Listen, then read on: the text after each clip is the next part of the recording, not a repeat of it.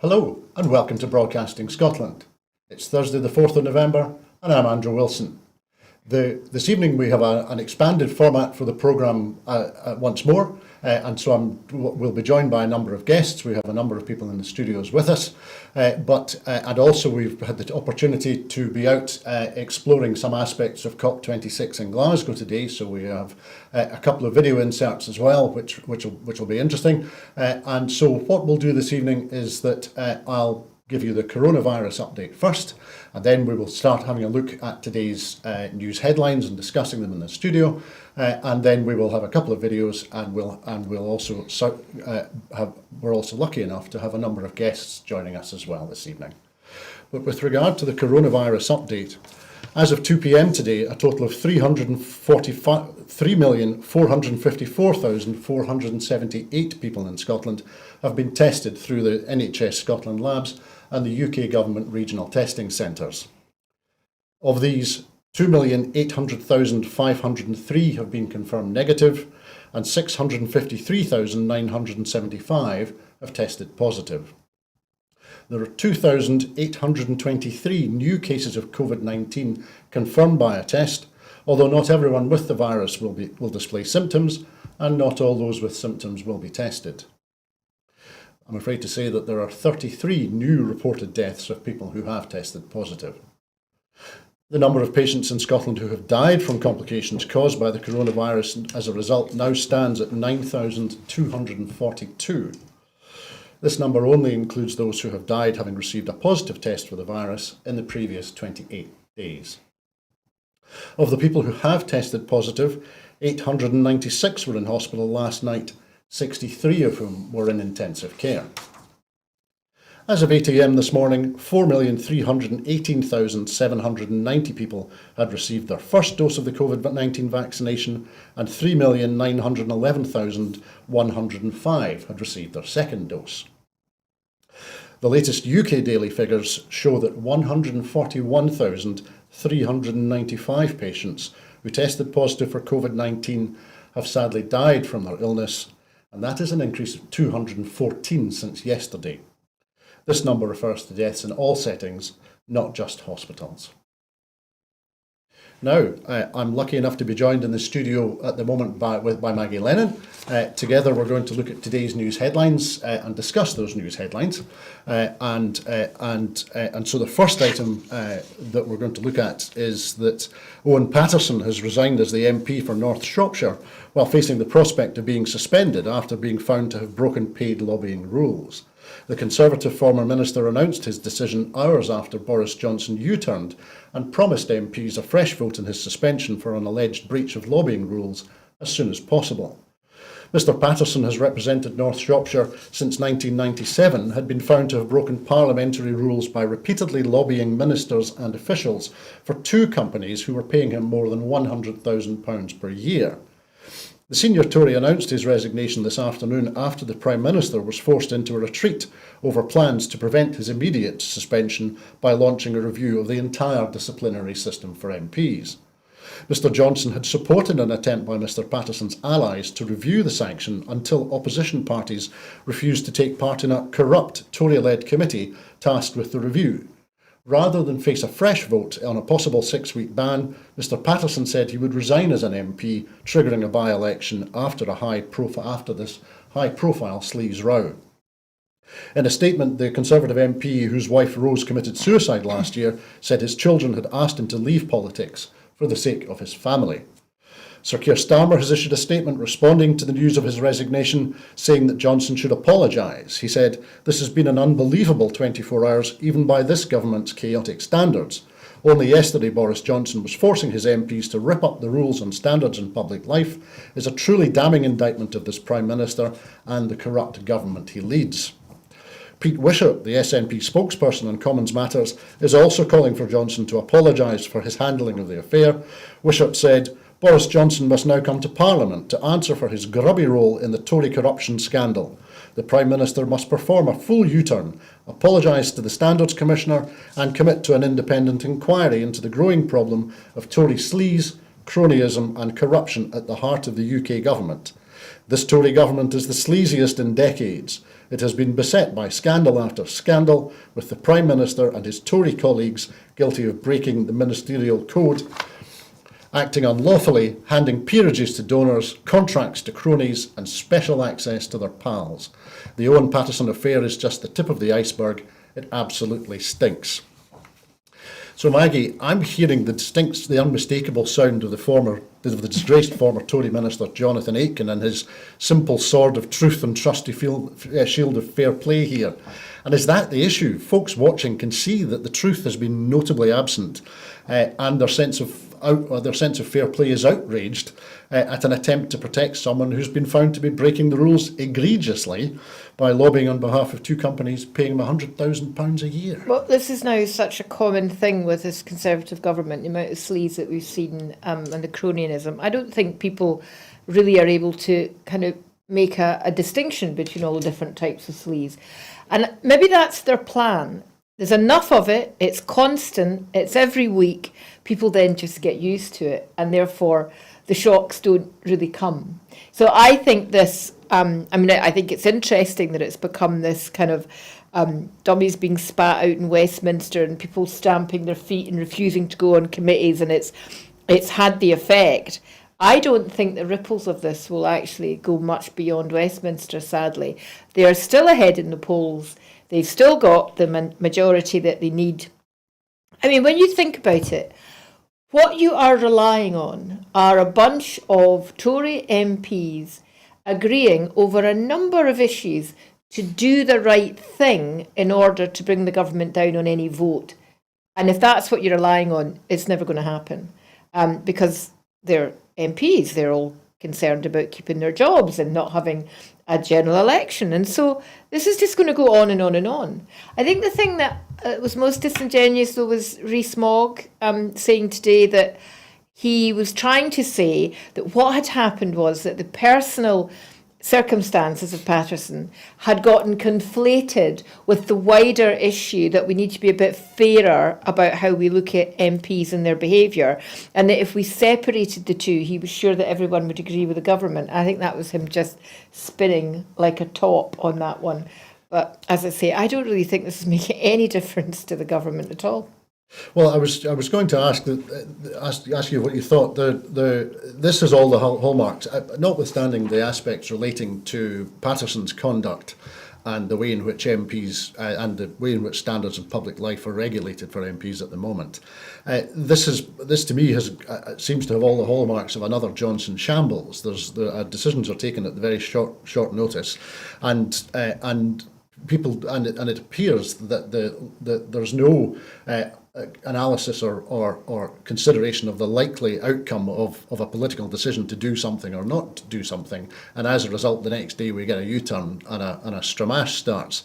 So, is it fair to say that this is, and you were saying yourself that we see scandal, and Pete Wishart was saying we see scandal after scandal. Slightly different point, we see shambles after shambles. Do you think at some point is that going to start to weigh in the minds of the it might do Johnson no good. I mean, it might mean that his premiership gets cut a bit short, but it's not. That doesn't really make a difference. I mean, it doesn't really matter what puppet's in charge of the Conservative government. They're all singing off the same hymn sheet. I mean, it could be worse. Johnson could go home. We could get Priti Patel as Prime Minister, and then it really is game over, I'm afraid.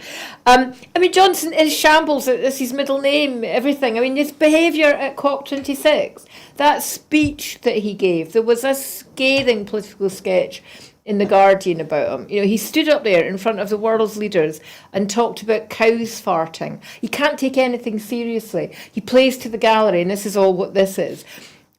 Today in the House, there were a series of questions, and I'm not sure what the debate was about, but it was about hospitals in England. And an MP, a Conservative MP, one of his backbenchers, stood up and asked a straightforward question along the lines of, is our hospital going to be included? And he literally turned and he winked at him and smiled. And the MP simpered and giggled. And you go, well, there it is. It's all winks and nudges. And, that's just the way the man operates. And it's playing to the crowd. I mean, they're still ahead in the polls. The crowd love it. They love this. He's cultivated this idiotic persona for years, and people think, oh, he can't really be doing any harm, he's a bit of a clown. It's all deliberate. And so while that is playing to the crowds and the public are enjoying it, Tories will not get rid of him. It's an interesting point that you make, Maggie. I certainly was listening to discussions earlier today, and it was being asserted that the electorate, the UK electorate, admittedly, votes for prime ministers who they think are more competent.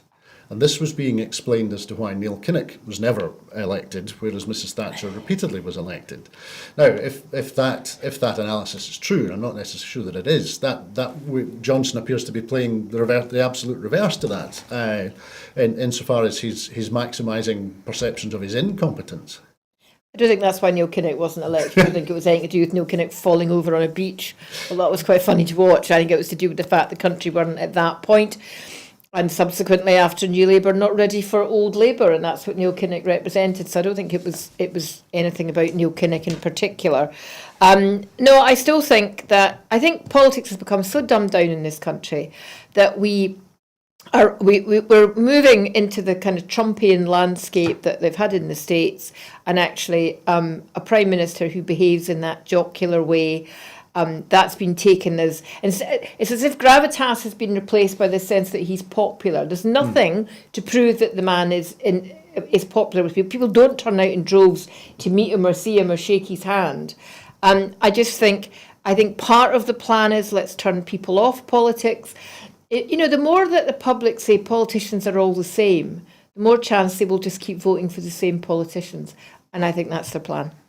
Is it fair to say that was borne out by the front page of the Daily Mail this morning, which was attacking what had happened yesterday, but rather than pointing out that there was a move by Tory MPs, the Mail's headline and story was very much blaming all MPs, whereas Labour members and SNP members were refusing to participate in any of the plans. Well, that's part of the same narrative. Let's paint all MPs and all politicians with the same brush. I have to say, I think that's an incredibly dangerous for anyone to do. It's undercutting, it's taking the rug out from underneath democracy, and irrespective of what we think of individual MPs, it's the best system we've got. It's one of the things that really is irritating me about the agenda that's coming out of COP26 with activists. I think if I hear Greta Thunberg say blah, blah, blah one more time, I may throw something at the TV. She's great on the rhetoric and she's great on criticising all politicians. That's part of the same agenda. Let's blame politicians. Let's say they have no power. Let's say they're not important. Let's say they're lying. Sure, some lie, some have no power, some are not important, but they are democratically elected, and it's dangerous to go down that route of suggesting that politicians are pointless and worthless. Because if they are pointless and worthless, they're costing us a hell of a lot of money every year. And potentially we're stuck with the absence of politicians. Do you think it's those who are promoting that line and that message, is it foreign actors or is it business interests, or where's that coming from, do you think? No, I don't know. I mean, this idea that we all should be citizen leaders, well, that's great, but, how's that going to actually change things? You forget we need legislation to change things. And at the moment, it's politicians that do that. Let's make it politicians and not the courts operating on their own, because then there are real concerns. At least politicians have some checks and balances are meant to be. So I don't know. Obviously it suits big business to take that view as well, because actually all the power really does lie with big business and globalisation, if we're honest. But it's dangerous to go down, and you're now seeing it from so many different parts of society. And unfortunately, the public are buying into it. Back in the days when I used to be quite active politically campaigning, and you champed on people's doors, and that was the story you heard, oh, politicians are just the same. People believe that. I mean, you can see how unengaged people are in politics. Absolutely. So now you also use the T word, the Trumpian word, and we've seen attacks from the Tories on the Standards Commissioner, Catherine Stone. Ian Blackford has said that the Prime Minister must perform a full U-turn on this grubby affair, come to Parliament to answer for his actions, and make a personal apology to Catherine Stone, the Standards Commissioner, for the appalling personal attacks from his Tory MPs. Now, I'm wondering, one other aspect of this is that we are expecting significant inquiries into the handling of the COVID pandemic, and in particular the response from Westminster, both in terms of its planning, in terms of its implementation, and also, of course, in terms of its the apparent determination to hand out contracts to friends and family of Tory ministers. So there's a suggestion that in terms of attempting to tear up the rule book for MPs at this stage, that's an attempt to, if you will, to spike the guns of further inquiries that are coming down track. So do you think there are other forces at play here? Do you think that this might be an attempt by Rees-Mogg and the Tories to get ahead of what they can see coming down the track? No, I don't think so. And I don't think Boris will apologise. He doesn't apologise to women. He doesn't apologise full stop. He certainly doesn't apologise to women. I don't really think it is. I think that's reading too much into it, to be honest. I don't think they plan that far in advance, to be perfectly honest. Or if they do, I mean, there perhaps are dark forces at the back of the Conservative Party, you know, like little hamsters running around in circles to keep the wheels going. I don't think that filters down to Boris Johnson. I think he shoots from the hip, says what he wants, and, you know, he will just wink and smile and smirk and try and get through it, but I don't think he'll be apologising to anybody. And I can't wait until we see what is coming out with the investigation into COVID with Westminster. We've had, there's been some kind of hints already that it's going to be pretty damaging to the government, but I think they'll just turn around and say, well, nobody else could have done it any better, really, so... Yep. It's just, you know, get what you pay for, sort of thing. Yep. He was trying his best, that line. One last thing on this story. At the number 10 afternoon lobby briefing today, the Johnson spokesman said that Johnson still has confidence in Mark Spencer, the government chief whip. The spokesman said the Prime Minister has confidence in the chief whip and he continues to do an excellent job delivering for the government.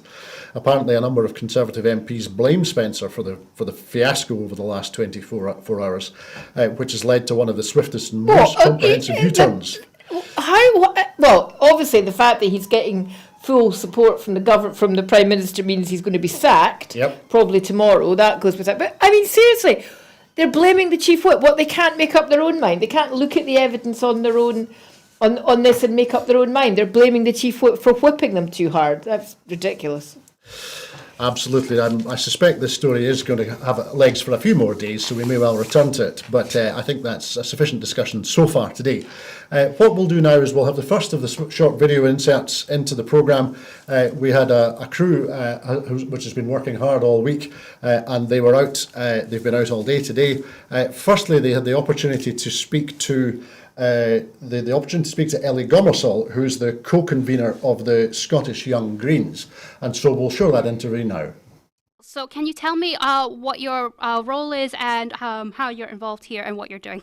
Yeah, so I'm co-convener of the Scottish Young Greens, which is the youth wing of the Scottish Green Party, and we're here today to talk a little bit about climate action within the student movement, as well as being co-convener of the Scottish Young Greens. I'm also president of UWS Students' Union and chair of the Glasgow Student Forum, and so we're going to have a wee chat today about how climate action actually ties in to the student movement and how it affects the student population.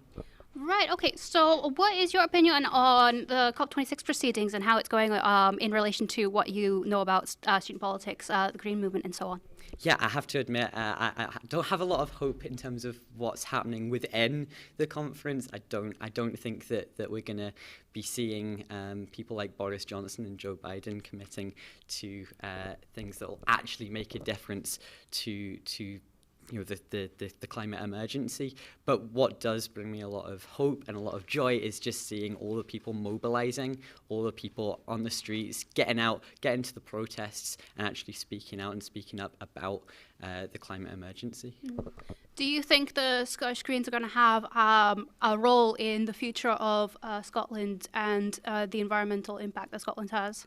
I certainly hope so. Of course, this year the Scottish Greens entered government for the first time ever that a Green Party has actually entered government in the UK, and we have Patrick Harvey and Lorna Slater as two junior ministers within the government. And I think it's really clear from the key green impacts that we've had over the past few years, even before we were in government, that we've got a really, really vital role to play in tackling the climate emergency. But we also know that climate justice and social justice are one and the same thing.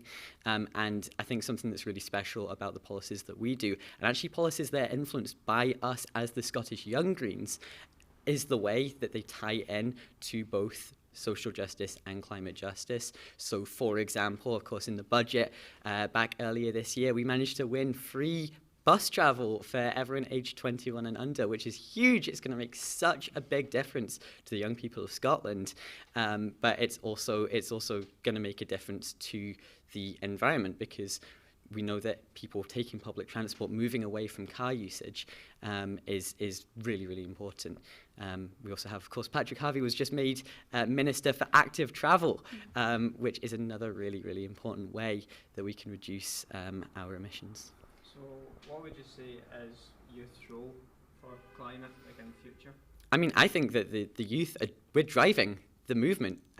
You can see it out on the streets, and you see it with people who are engaging with this process. It's not the old, pale, stale men in COP26 who are driving the climate justice movement. It's young people out on the streets, getting out there, talking to people. I mean, I don't think that half as many people would be talking about the climate emergency were it not for instance, the Fridays for Future climate strikes that we see. Young people, striking from school and making a big noise about what is the biggest emergency of our lives. And we're the ones who are going to live the longest throughout the disastrous impacts of the climate emergency. And it's really, really clear that I think young people are the ones who are driving the change and shifting the narrative, so that It's up to us. absolutely, it shouldn't be, but it is. There we are. I should say thanks to Amber and to Dom, who have been working so hard today with these interviews. That was a great interview with Ellie Gomer. So, Maggie, what strikes you when you listen to that? Well, I don't know where to begin, actually. I'm going to be very careful what I say here, because I don't want to offend people, but I do think that because this is such an important issue, we have really got to start taking things a bit more seriously than this narrative that we've just heard. So there you had it again, right at the top of the interview. You can't trust Biden and you can't trust Boris, i.e. the politicians have got it wrong, except then she gets terribly excited about the fact, as she should do, that the Greens have got into government for the first time. And then we get an advert for what Slater and Harvey are doing. So that doesn't add up. So you either think politicians are part of the solution or you don't. Part of the solution, yes, but they are part of the solution. And for all the Green activists and young Green activists, and I do not mean to be offensive to young people, I was one once, it isn't about just making a big noise out on the street. Because actually what we're learning is that the economy has to change, that globalisation has to change. There has to be a new way of the world economy getting around these issues. I mean, that is the reality. You might not like it. You might think globalisation is the devil's work. I wouldn't disagree with that, but that's the way the world works. And financial institutions and bankers are not going to listen to that, because it's easy to dismiss it as anarchy. So there has to be a coming together. So I am interested that young people want to take this forward. It is their future. It's also my future. I'm not that old yet. I've still got a good 30 years left in me, hopefully. But I want to start hearing more solutions from them. I don't want to hear everything being rubbished, because it's just rhetoric. And rhetoric is hot air, and it's big noise. So they've got to get themselves, I think, together on this, and I'm not hearing it. And so we've now got this dichotomy. We've got the people in the room. The politicians have all gone home now. It's down to negotiators. She's right, pale, stale, white male. We don't want them involved with anything, and that's fine. And they've been very self-congratulating, patting themselves on the back, and off they've gone back on their private jets and all the rest of it. But the reality is, for this to happen, The global economy has to play a part because it's the global economy that will support the developing countries who need the help in order to change their economies. Otherwise, what's going to happen is poor countries are still going to come off worse with this. And I'm sure we'll get onto that when we talk about coal. But so that's what I think about it. I'm quite annoyed, actually, if I'm honest. Well, that's I guess you gathered. That's not a surprise. I should say that, as you'll have noticed, we're now lucky enough to be joined by Rebecca Munro. who's back A with young us this person. evening. A young person, yes. I wasn't getting at you, Rebecca. No, not at all. Absolutely, and we need to be careful that Rebecca's not here to answer for everybody who's younger than Maggie and I. Yes. That's not her role this evening. However, she is joining us for part of the programme and will help with discussing the news stories, both generally and COP related, which we're going to look at. And the first of those is that the First Minister has urged the Prime Minister to reverse the decision with regard to the Scottish cluster.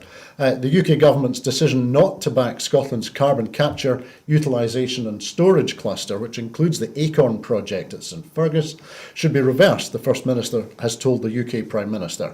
The Scottish cluster was not awarded clear and definitive Track 1 status by the UK government and is instead a reserve cluster. In a letter to the Prime Minister, the First Minister says that the failure to support the cluster is a blow to the people of Scotland. She adds, "We remain convinced that the Scottish cluster can play a vital role in our just transition and in reaching our respective net zero goals by 2045 and 2050. We have offered to collaborate with the UK government in supporting the cluster on several occasions, including offering the Treasury the option to deploy funding from our Emerging Energy Technologies Fund. We stand ready to deliver on this commitment, despite no response to this offer having been received to date." The First Minister adds, "This is a pivotal moment for the cluster for the approach to our decarbonisation pathway, and it requires a clear and coherent strategy to support UK-wide action on emissions reductions. To deliver on our climate change targets and ambitions, the UK government should be funding all clusters capable of operating by the mid-2020s, including the Scottish cluster. Now is the time to speed up rather than slow down activity in this area. This is a view shared with major industrial partnerships, and one I know Sir Ian Wood shared with you recently when stating this decision makes no sense. I'm therefore calling on you to enhance the decision on cluster sequencing by accelerating the Scottish cluster to full Track 1 status." So firstly, Maggie, this might turn out to be a week for Westminster U-turns. Do you think there could be a U-turn on this? It'd be great if there was, because I mean the sad thing was the Acorn cluster was the most highly advanced of all of the ones that were being considered, and it was a complete surprise and a slap in the face. So it might be if Boris Johnson were any other politician, he might think it would be a good way to end COP26 in Scotland to say we're going to do this. But I suspect he will use it as another big stick to keep the Scottish government down. Because, of course, the media will interpret it that it's somehow the Scottish government's fault that it isn't going ahead and not the Westminster government. And that suits Boris Johnson. So I would love to think that it will be another U-turn, but I'm afraid I doubt it. And Rebecca, the First Minister's letter sounds very technocratic. It gets into bureaucratic speak at the end. It really struck me in that way. So, notwithstanding the as I say, the techno speak that's there, do you think that the refusal by the Westminster government to proceed with, as Maggie was saying, probably the most advanced carbon capture scheme that's available in the UK at the moment, and certainly the decision to push it back to 2030 at the earliest. Do you think is that message cutting through with people? Are people in Scotland aware of what's happened? I really don't think they are. I'm speaking from my friend's perspective anyway. These kind of situations are just not spoken about enough. I think as well it's very under the radar in a way. It should be obvious and it should be clear, but I think these things are very undercutting through these situations. I also think like these letters, Nicola Sturgeon has written many a letter to Westminster, and many of them have not been properly, I would say, recognised and seen as a fool. Which again, I then think it gets to a point, however, when you can only do so many of these things, and once you do so many of them, people do start to realise and they do start to take notice, and I think there is cognisance of that now that's slowly starting to creep through, specifically through younger people. I do think that nothing's really changing. These kind of letters aren't really making much of a difference, and so maybe something else needs to be done. And I don't know whether that should maybe be on the Westminster side, on Nicola Sturgeon's side, but clearly this just isn't really working and devolved nations, I suppose, in a sense. Of course, and Maggie, we'll follow on. When you were speaking before, you were talking about the importance and the significance of big business and both big oil, who we'll be talking about a little bit later, and the financial sector and big businesses generally. It struck me that there was an aspect. There is a big aspect in the Acorn project, which relates to big oil and big oil's future. As the First Minister and we seek a just transition and seek to decarbonise the North Sea, or at least the North Sea sector, rather than decarbonise the North Sea. But there's a second story we have this evening, which is in the same way, and we'll talk about that as well, because I think there is a big business or an industrial aspect to it, taking forward what you were saying before, and that is that taking forward Scotland's ambition to become a powerhouse of renewable energy has been central to the Scottish Government's activity at Energy Day at COP26 today. The First Minister spoke at an offshore wind business breakfast and announced plans to publish a roadmap to outlining future leasing opportunities once the outcome of the ScotWind leasing round has been announced in January next year. The Net Zero and Energy Secretary Michael Matheson has co-chaired an offshore wind roundtable event with Professor Sir Jim MacDonald, who led a Scottish Government commissioned strategic investment assessment of the offshore wind sector in the summer, and they discussed plans for a tenfold increase in installed offshore wind capacity by 2030, enough to power more than 8 million homes. So Maggie, we're seeing here, or I'm seeing here, discussions of leasing the continental shelf around Scotland for wind production, for electrical production using offshore wind. I'm seeing in this statement from the Scottish Government today, I'm seeing opportunities for big business being flagged, both for existing big businesses for change and perhaps for new entrants into the energy generation market coming forward. Is that a fair assessment of what we're seeing here? Yeah, I think it is. I mean, I'm not sure why I'm not an engineer, and so when I see these figures, it kind of doesn't mean anything to me. I need to know how many kettles that boils, Yes, and what the difference is. And I think most people do. And I think we need to start, if we really want people to get involved and really buy into some of this, they've got to kind of understand these things. I'm also not sure why they're talking about doing it over 10 years. That seems like quite a long time.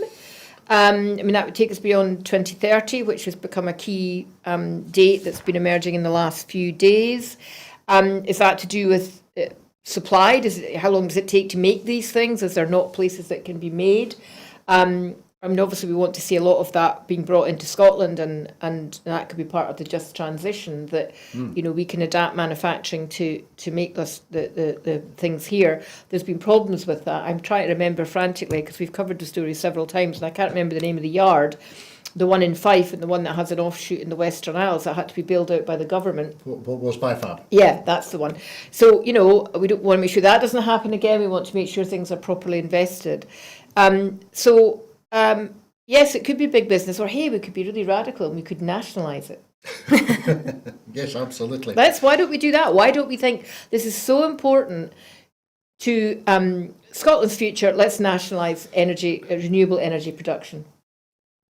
Thanks, Maggie. And Rebecca, without getting into the engineering of it all, Yes. There's and to follow on from Maggie's point, Scotland, I think, has currently about it produces 23 gigawatts of energy using wind power, and last year, 96% of the electricity generated in Scotland was generated using wind power. So if we're generating about 23 gigawatts at the moment, onshore and offshore, now this announcement says that the Scottish Government's vision is for an additional 11 gigawatts to be installed, as Maggie says, within 10 years. So if we're at 23 already, do you think that is 11 over 10 years, is that anywhere near ambitious enough?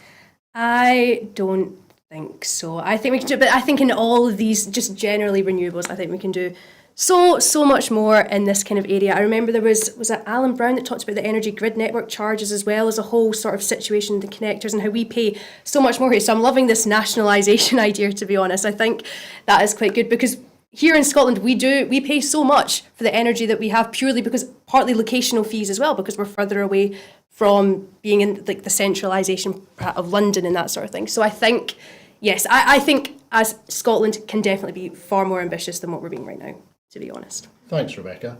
Now, the next thing we're going to do is we'll introduce the second of the video inserts from Amber and Dom, who've been working so hard today. They also went to speak to Carla Denyer, who's the co-leader of the Green Party in England and Wales. And so we'll have a look at that short interview now. Can you tell me who you are, what your position is, and what you're doing in regards to why are you in Glasgow? So I'm Carla Denyer, and I'm one of the two newly elected co-leaders of the Green Party of England and Wales. And I'm up here in Glasgow this week to help put forward the Green Party's bold and common sense policy proposals to try and get them at the centre of political discussion and to really, pull the discussion in the right direction, making sure that global leaders are pushing for the boldest solutions possible. So that means things like a carbon tax, which would mean that carbon-intensive products and services would become more expensive, but it's amazing how popular a carbon tax is. There was a recent bit of research done by Demos that surveyed 22,000 people, largest survey of its kind of climate policy preferences, and 94% of people backed a carbon tax. So 94% of Brits don't agree about anything. So that's a really strong mandate for us to push for policies like that here. Mm-hmm.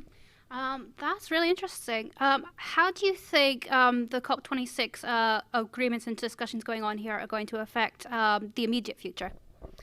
Well, there are some positive announcements coming out, but I have to say that it's nothing like enough yet. A lot of the announcements that have been made around net zero commitments from businesses, for example, are entirely voluntary. There's no teeth to those announcements, and I think given what's come out of previous COP climate conferences, there's a lot of justified concern that that might not actually result in action at the speed that's required.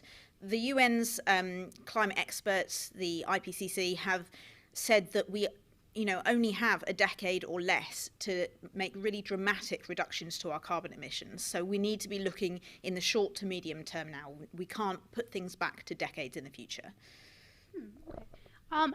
As a representative of the Green Party of England and Wales, what is your opinion on what the Westminster Parliament can do for Scotland in terms of, environmental friendliness and all that sort of thing?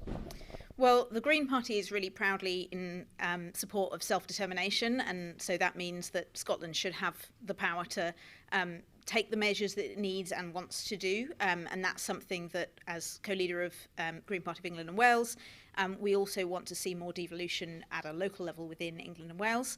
So I'm also a city councillor in Bristol. And there are a lot of things that we know are publicly popular amongst people that live in Bristol, that there's political will across all the parties on Bristol City Council to do, but in some cases, city councils just don't have the power to do that. So that's things like, for example, local authority run bus companies, which you do have the power to do up here in Scotland, but at the moment we don't down in England and Wales. So that's the kind of thing that we've been working on, myself and the hundreds of other Green councillors. Right, okay. What do you think of the role of the youth and the Young Greens, for example, in the fight for climate change?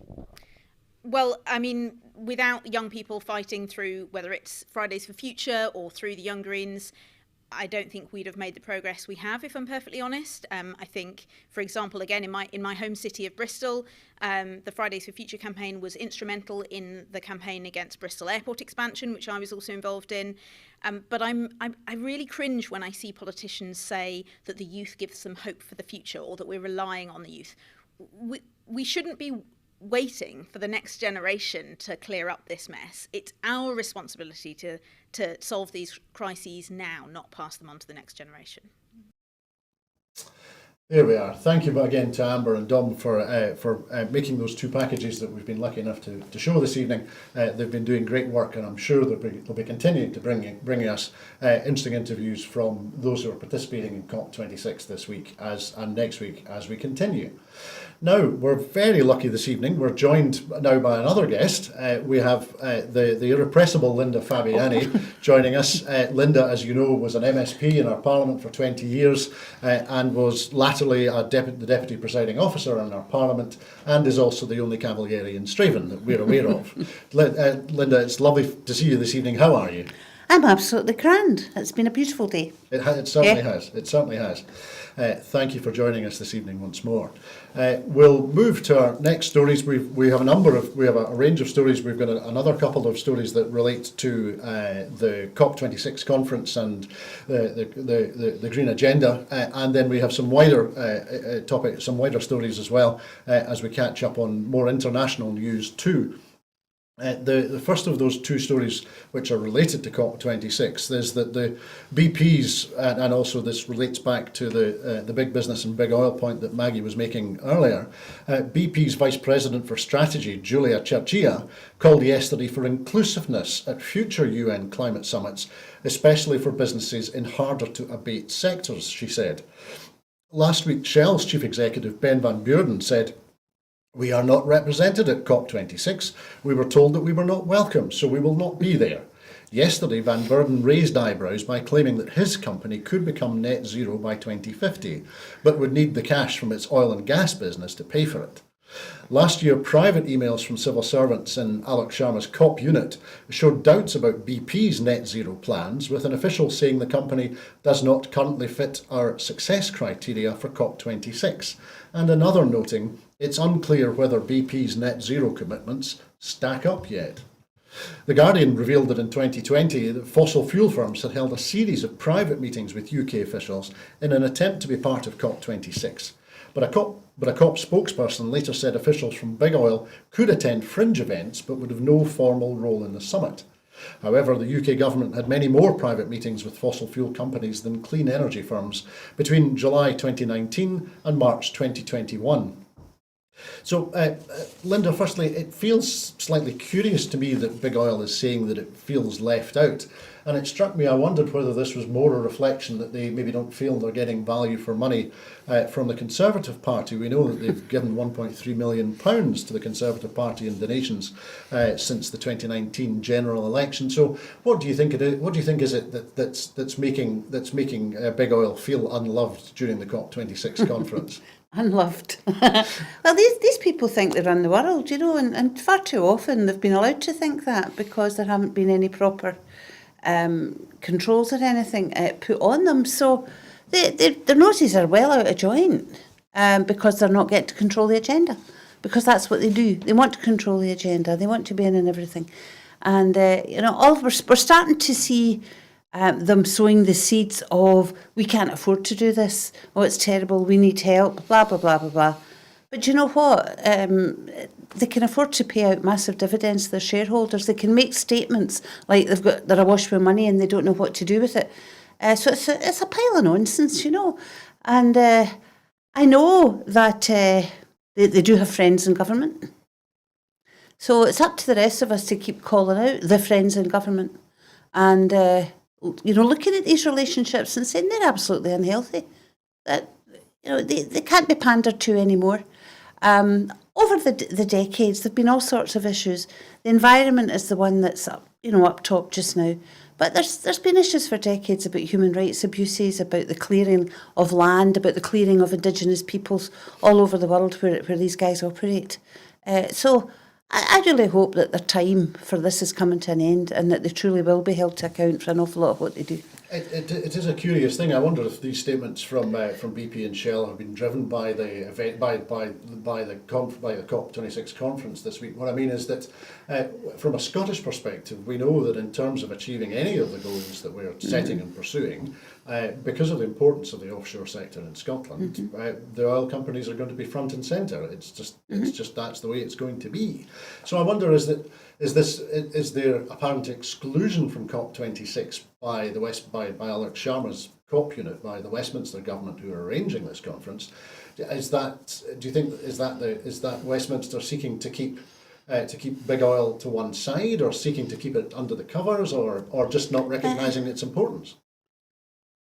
I can't believe it's not recognised. No. Do you think maybe they're a bit feared, Maggie? They knew what the outcry would be if these guys were given too much of a platform? I think it's incredibly stupid. And I think the reality is, and this is what we keep talking about, there are real harsh realities about all of this. So let's, as I say, let the rhetoric and the citizen leadership and the anarchy that's being demanded on the streets just go for a minute.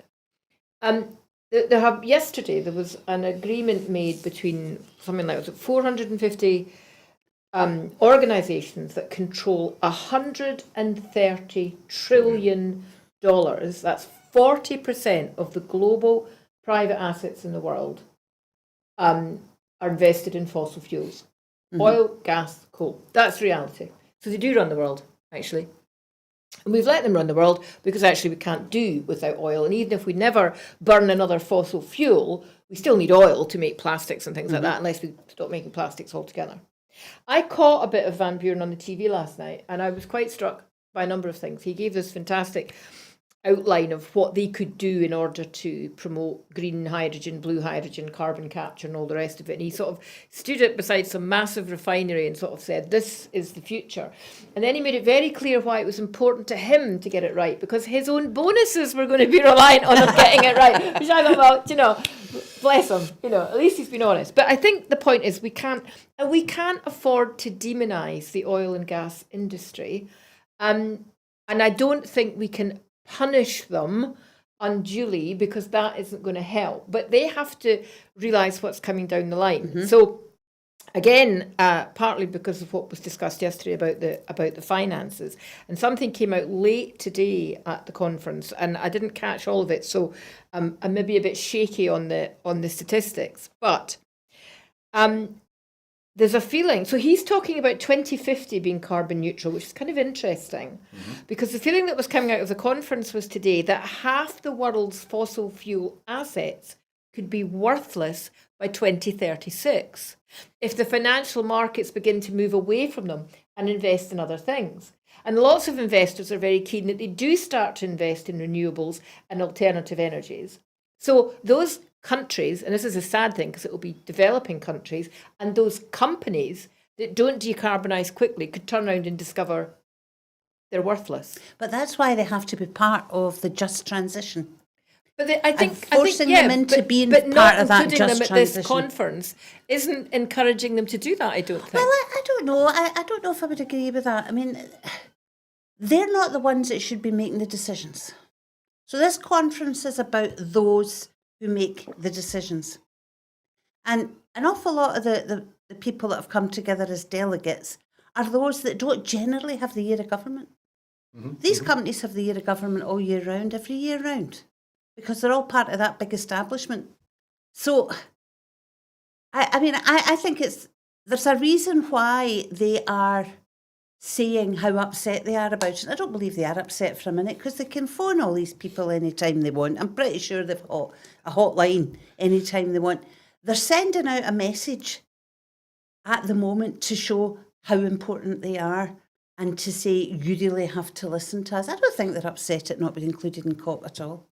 I think it's all just rhetoric. Well, I think the thing that worries me is if we don't get this right, if there becomes an imbalance, and we suddenly discover that, you know, huge amounts of carbon assets in the world have become worthless, all that's going to happen is there's going to be another financial meltdown like 2008 or worse. And the other thing is the amount of pension funds that are invested in fossil fuels in Britain. Britain's got the highest exposure of any market in the Western world to fossil fuels. That's just a fact. The amount of people's individual pension pots that are invested in that is terrifying. So what needs to happen is people need to go to their pension funds and say, we want you to lead on removing the investment from fossil fuels into new markets so that our assets don't end up being worthless and we don't have pensions. Because we're talking about, you know, and with a fair wind, you know, I'll still be here in 2050. But I'll be drawing down my pension, and I don't want. And I was thinking last night, you know, I better go and check just where my pension is invested, because I've actually got no idea. Very few of us do. So it's this balancing act. And I mean, I'm not saying I'm not a friend of big business. I'm not a friend of the oil and gas industry, but there needs to be, again, it's a bit of honesty. And I don't think demonising anybody in this process is helping. I was talking before. Can we not demonise the current UK government? Well, yeah, we can. They're an exception, but not demonising politicians generally. And before you came in, Linda, I was getting on my high horse about that this demonising of politicians as a bunch of so-and-sos who have never got the answers. I'm sorry, that's just not real. And they may not have the answers. Maybe they need more answers given to them, but they're the people that we need to drive through the legislative change to make these things happen. So I'm, I'm not personally worried that Ben Van Buren might not get his bonus, but I thought that was an interesting thing that he threw in at the kind of end of his sort of messianic vision for what would happen. But the fact is, Britain's exposed, its financial markets are exposed. People who move quickest will not lose money. And it's not about financial institutions making massive profits. It's about people's pensions, and it's about avoiding another economic disaster like 2008, because it's the poor who suffer, and the poor and the developing world, and we've got to try and avoid that. Yeah, you're right. And I mean, when we had this discussion the other night about the just transition, there has to be a recognition that you don't just turn off oil and gas, because there is always going to be a need. Yeah. And let's face it, when you look at the wider picture, if you suddenly say, right, there shall be no more oil extracted in Scotland, what are you going to do, import it? So you have to be sensible at these things. And that phrase, just transition, all it means is being sensible about it, and everybody who's got a stake in it being willing to come together and talk about these things and do it in a way that is least harmful to most people. And I don't think getting left out of COP26 is a valid argument for these guys to be making, because every single day they're speaking to those that they perceive that matter. It's an interesting point that you make, Linda, and it struck, as you were speaking, it struck me as well that in terms of political participation in COP26, one way of dividing the nation states that are participating is dividing them between petro-states and non-petro-states. Yeah. We've spoken about Timor, which has ambitions to be a very small petro-state. You would certainly argue that the extraction of oil and gas is pretty significant to Scotland's economy, although I know that issue comes and goes depending on whether or not there's a referendum due. But Cynic.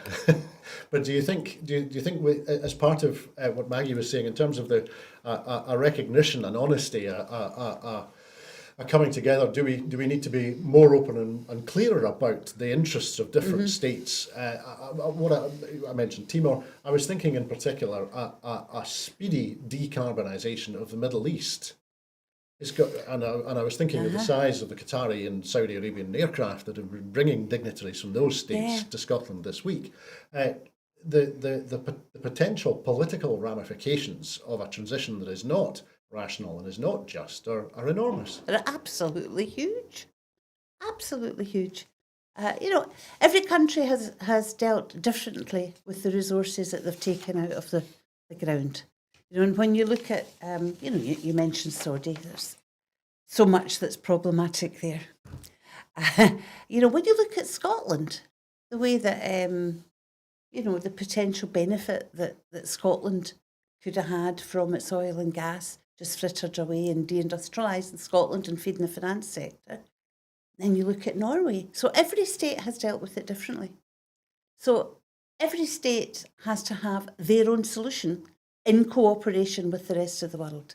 Because you can't say that what's going to happen in Scotland would also work in Texas or Qatar or whatever. So, I really believe that if people keep talking, folk are saying COP26 is nothing, it's going to achieve nothing. If people are talking, there's always hope. That seems fair. But one of the things, because oil and gas are not at the party, as it were, maybe we had this was Energy Day today. Yes. So we talked about coal. Yes. Coal, God, that's like been back in the 1950s. Coal. Yeah. It's sitting having your tea at the coal bunker at your granny's. And so we've had this announcement. 40 governments have signed up to say that they will basically take king coal and tell it to get lost. And I was wondering, how much change does that really mean? Because I'm not sure of those 40 countries that have signed up, how important coal is to them in terms of the massive production. We know the big countries where coal is important are the ones that haven't signed up to that, including the United States, which is utterly astonishing. So I was having a look at Poland. This is because I have a Polish member of staff who was kind of brought this to my attention at lunchtime today. And in Poland, obviously coal is a massive industry in terms of jobs and everything else. Just because Poland's economic situation, people are saying people aren't going to be able to afford to transfer to any other kind of energy. And again, figures are ridiculous. Half of the amount of coal that they extract, and I can't remember how many hundred millions of tons it is, but half of it is used on heating. And of the half that's used on heating, half of that is to heat individual homes. So it's not industry. right. It's very much. So it's probably it's the only country in Western Europe, I think, that's got such a domestic reliance on coal. Wages are not high in Poland. People don't earn a lot of money, and so people will be like, how can I afford without lots of financial help to change that? And then you look at India, 70% of production in India is coal. They extract a lot of coal, but they still need to import coal because they haven't got enough coal because India is booming in terms of its population. 70% of its production. So they didn't sign up today either, obviously, I don't think, did they? No. So this 40 government, how important is it? What are the figures? And what does that actually mean? And how is that going to be dealt with? Because that is a massive worry, I think. But that is the problem, is you summed it up. It's what does it actually mean? What do they actually mean? Because every single agreement that we look at is caveated so heavily. The words are very carefully chosen, as to we will endeavour to, we will try to, it is our aim to. Even that agreement that was much lauded that Alex Sharma came out with about the finance industry, when you read that, you're like, all right, you want them to. yes, we intend to aspire to. Yes. Absolutely, yes, right, absolutely. Yeah, 20 countries So have signed up it's an today to stop funding fossil fuel projects abroad. Yes. What about in your own country? Yes. Well, indeed. And which countries? And none of these countries that you're not going to support are in Asia, where the polluters are. Although, and I'm going to speak up for China. Just nobody speaks up for China. And I was having a conversation on Saturday night as I was walking back along the Clyde, having been at a COP26 fringe event, which was really interesting. And someone said to me, everyone goes on about China and the fact that they're a massive polluter. Why are they such a massive polluter? It's because they're a massive manufacturer. And why are they a massive manufacturer? Because the West has sent its manufacturing to China. And we keep forgetting about this, the amount of offshoring we do of our energy requirements. And then we turn around and we say to China, you're really bad. Yeah. China go, well, we're making all your stuff for you. That's why we're, Which is another element of the environment, the air miles, the sea miles that are used in importing because so many countries stop manufacturing things but themselves. someone told me, and I don't know if this is true. So let's take asparagus. Why not? Yes. I like asparagus. You ship asparagus in massive containers from the other side of the world. Yes. Because it's in bulk. Actually, the impact on that's not too bad. Where it's importing asparagus becomes the problem is the 8.5 mile average car journey we make to the supermarket to buy that asparagus. It's not actually bringing the asparagus in. I don't know if that is true, but the person that told me is a bit of an expert on these things, so I like to think that she was telling me the truth. But Well, that also takes you back to another argument about all of this, which is about seasonal produce, etc. I mean, I think the three of us in this room, and I certainly don't intend to be around 2050, Maggie. So. The three of us in this room, fair windland. regardless of that, I'm sure the three of us remember when you only got certain things at certain times of the year. And in fact, the very first job I ever had was in a fruit and veg shop. And I remember the queues when I'm starting to sound like my granny. When the Ayrshire potatoes arrived or the Clyde Valley tomatoes arrived, and it was a big deal. Certain things you didn't get at a certain time of the year. And now we just expect, we want that and we get it. So there's also, another issue there. There's so many elements to this. We have this exceptionalism and the sense of entitlement that we've developed, especially in the West. This is what's driving globalisation. This is what's driving the global economy. Yeah. You want to be able to go to your supermarket and buy kumquats from wherever kumquats live. No, it's an interesting point in terms of the sustainability. Linda and I touched very briefly on Tuesday on the lengthy sea journey which lamb will be making to the UK from New Zealand. From New Zealand, as a result of the Conservatives. Plus our 8.5 miles bill. back and forward to the Plus 8.5 supermarket to miles buy it. Exactly. So in terms of sustainability and in terms of that aspect, that side of the equation, the determination we've heard a great deal about international trade in the UK in the run up to the referendum, and certainly since the referendum.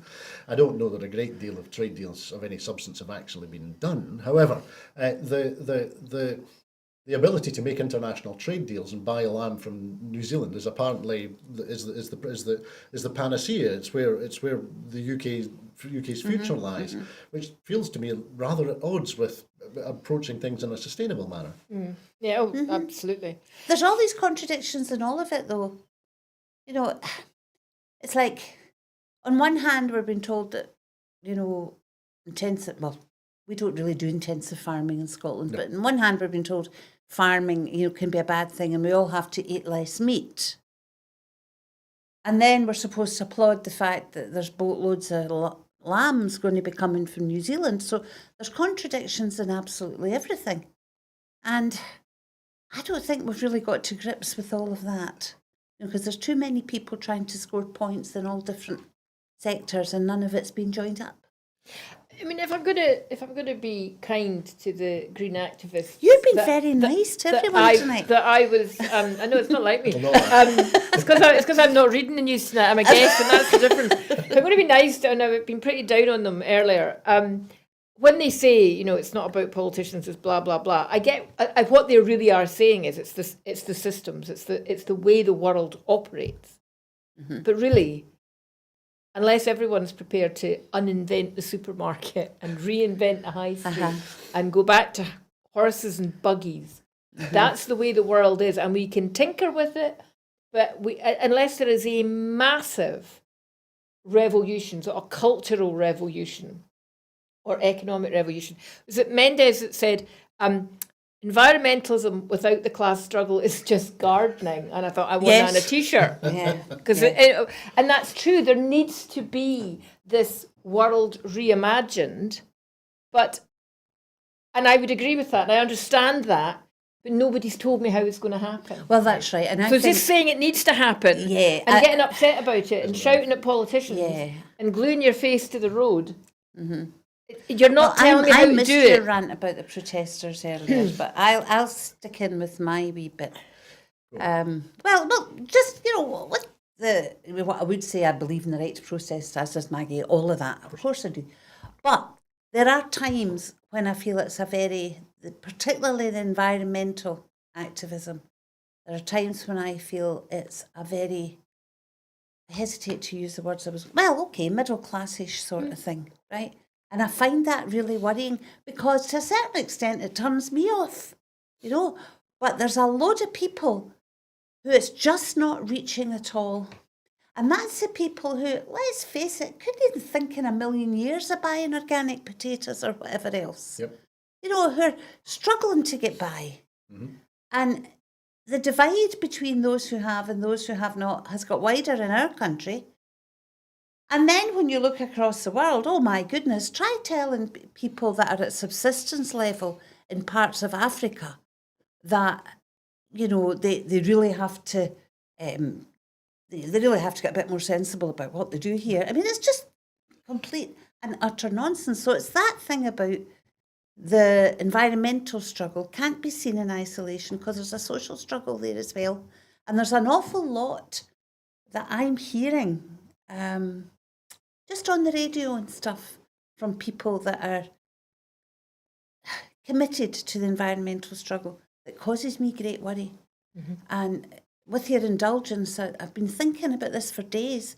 See the amount of people I'm hearing coming in the radio and saying, oh, it's all about the size of the population and we have to stop population.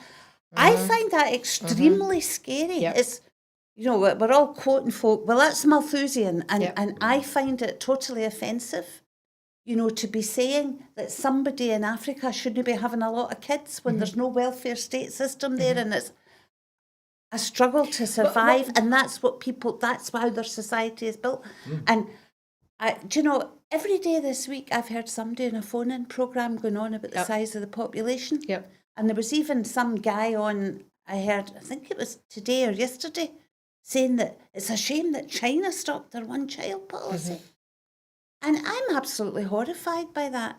And I'm really worried that some of this discussion gets into these realms. Mm-hmm. And the What have-nots I are was- getting hammered even more. What I was really complaining about was this demonisation of politicians. Oh, well, that's fine. And as a former politician, I agree with But no, that. but I think that's also dangerous, because is politicians are there dangerous. through democracy in And most most countries. politicians are decent folks. Exactly. And if Yeah. you're starting to say the politicians have not got the answers, then who does have the answers? And it isn't going to be Yeah. the with the best will in the world, the people are out in the streets. It is going to be big business that moves in. It is already in. So it worries me. So it's the same sort of thing. It's Yeah. a right wing agenda. Politicians don't know anything. And next minute it's science doesn't know anything. And it's the same. You're right. I've heard that a lot as well about people's attitudes, and you think, oh, eugenics is alive and well in the 21st century, and that's a concern. Certainly is. I think, is it not Dominic Cummings' father who wrote a long semi-academic work about his purported benefits of population control, and we know Except for him and his pals, I take it. Well, this is the thing. And to your point about the class aspect of it, we see the rape clause in operation in Scotland as a matter of policy anyway, in terms of attempting to I suppose Downing Street would say nudge, the rest of us would say control poorer families and mandate the number of children that they can have. So I think it's fair to say that agenda is certainly out there and is clearly being pursued. But what we'll do is we'll move on to the last of the stories that we have to discuss this evening, which are focused most clearly on COP26. We have a number of other stories which have a sustainability and have a global perspective to them. So we'll come back to some of the topics that we were talking about a moment ago, and also we'll return to talking about the gender aspects of COP26 and of the way in which, as we're all saying, we as a planet, as a population, we need to make changes and to adjust. But as a final discussion about the nuts and bolts of international conferences and the nuts and bolts of COP26, in the course of this week, the International Energy Agency has crunched the numbers and reckons that combining the new pledges to cut emissions that have been made by nations this week, most notably India, with the plan for 90 countries to reduce methane emissions as well by 30% by 2030, the IEA says that will mean that the global temperature rise will be limited to 1.8 degrees Celsius. The IEA chief, Faith Birrell, announced the news in a tweet. New analysis shows that fully achieving all net zero pledges to date and the global methane pledge by those who signed it would limit global warming to 1.8 degrees Celsius, a big step forward but much more needed. Now that follows similar snap analysis of the new national pledges, and that snap analysis by EU officials and the University of Melbourne, who both calculated that we would see a limit of 1.9 degrees Celsius of global heating. However, there is a big if. These temperature limits will only be realised if every nation fully implements all of their pledges in the coming years, and some pledges for developing countries are dependent on funding from the rich ones, as we've been discussing. The limits are also, as we recognise, short of the 1.5 degrees Celsius target needed to avoid the worst impacts of the climate crisis. But the temperature indicated by pledges made up to COP26 was 2.7 degrees Celsius, which all of the scientists agree would be a catastrophic increase in temperature levels. A shift to 1.8 or 1.9 degrees Celsius, if confirmed, might well meet a key goal of COP26, which is to keep the chance of 1.5 degrees Celsius alive. However, after the announcement from the IEA at lunchtime, Selwyn Hart, who's the UN Special Advisor and Assistant Secretary General for Climate Change, he warned COP delegates here in Glasgow today that the fight to limit global heating is far from over. He said, Faith, I heard your numbers at the conference. He said, Faith, I heard your numbers, but based on the commitments that have been submitted, the world is on a 2.7 degree pathway, a catastrophic pathway, and therefore we are a long way away from keeping the 1.3 degree goal of the Paris Agreement alive, he said. And he was, as you might imagine, he was applauded. His words were applauded by the audience he was speaking to. He said, we cannot be complacent. We cannot celebrate before we've done the job. We must recognise that this is a fight that we cannot afford to lose. I urge all of you to keep up the fight. So, Maggie, do you think this rolling story in the course of today, is it news management by organisations who are trying to set an agenda here, or are we watching science in action playing out? I think whatever it is, it's dangerous, because I think complacency is absolutely the enemy of all of this. It's what I said earlier.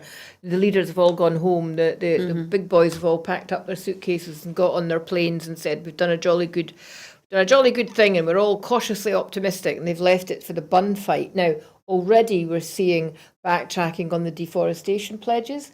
So Indonesia, who a lot of indigenous peoples are at the conference. I think Nicola Sturgeon met a whole group Yes, of I them saw at the that, opening. yeah. And when the deforestation pledge was announced, the Indonesians said, "Well, hang on a minute, we happen to know there's legislation just been passed at home that's going to allow the clearing of rainforest in order to have more palm oil. So, hey, how does that work?"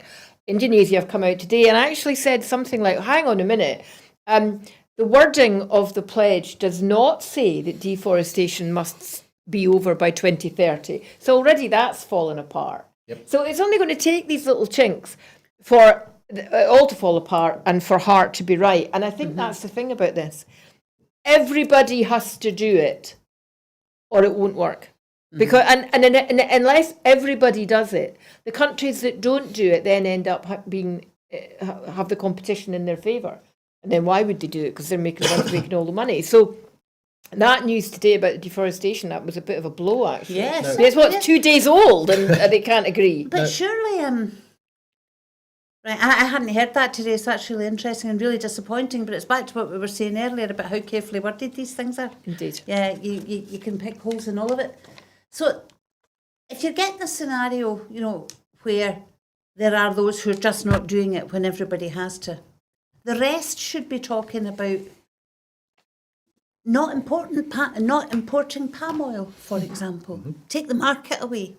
And that's where there has to be that reality in discussions with big business as well, that Maggie was talking about earlier.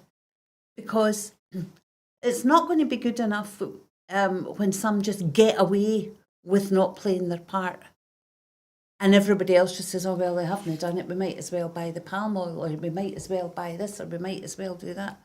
So, yeah, I hope that there's a lot more discussion going on behind the scenes than we're hearing about.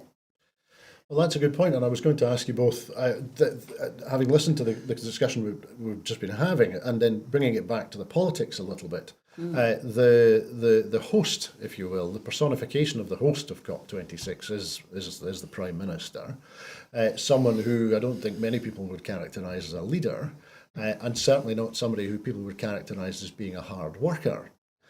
So when we discussed it on Tuesday a little bit, Linda, but it's interesting to see to have your thoughts again as this week has gone on, and we've seen people's performances, and also you, Maggie.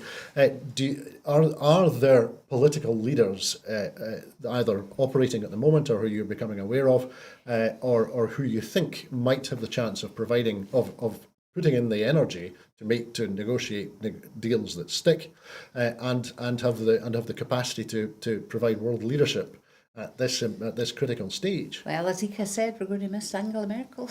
We are. Yep. Yeah. You mean apart from Nicola Sturgeon? Obviously. I mean, let's face it, she's been doing... I thought it was amazing today. There was a lot of unionists very upset that she shook Joe Biden's hand. Yes. And the suggestion was she'd photobombed him. And no, it was... No, it's true. Really? And it was an agreed meeting, and he gave her a present gift, as well, yeah. which was lovely.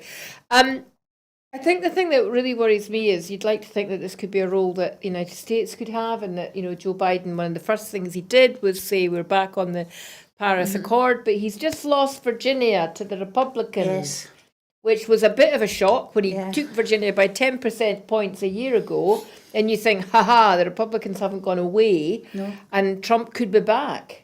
And if Trump's not back, if the Republicans get in, they could just say, we're stepping back. And if that happens, then I think it probably is game over. So, I don't know, Justin Trudeau keeps popping up and saying good things. I mentioned him the He's other always night. struck me as a good lad. Yeah, I've no idea.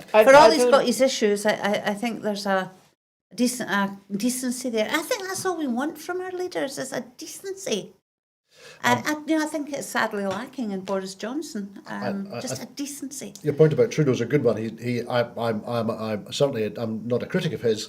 He went even higher in my estimation because he frequented my favourite Nepalese restaurant, Haymarket in Edinburgh, on Monday night with his team, and he's a great guy, obviously. And clearly was quite comfortable. I'd like to think it was people from the global south. I'd like to think it was people from developing nations. Well, I think that they need to have that's. Oh, who was the woman who spoke? Was it from The the? Prime Minister of Yes. Barbados. She was pretty Oh, impressive. she's She put it in a impressive. nutshell. Yes. Do you know what this means to me? My country's going to disappear. Yeah. Oh, that's pretty powerful right, stuff. yeah. So should be women. Let's go on and talk about the role of women in all of this, because they're being completely ignored. You looked at that picture of the world's leaders. I didn't know whether to laugh or cry, frankly. So a woman, and leaders from the global south, leaders from countries where really their literal existence hangs in the balance with this. That's where it needs to come, I think.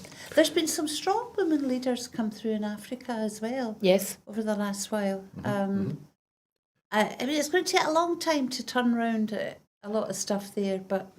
Let's talk about that. Let's focus on that because in a sense we've been talking about perspectives on the problem. We've been talking about perspectives from different countries, be they petrostates or non-petrostates, be they wealthy or poor, be they developing or developed. But we know that there was the statement made on Tuesday with regard to the gender equality and climate change, when international leaders signed a joint statement at COP26, a statement calling for the role of women and girls to be advanced in addressing climate change, and that was launched at an event jointly sponsored by the Scottish Government and UN Women. But we're not getting a whole day.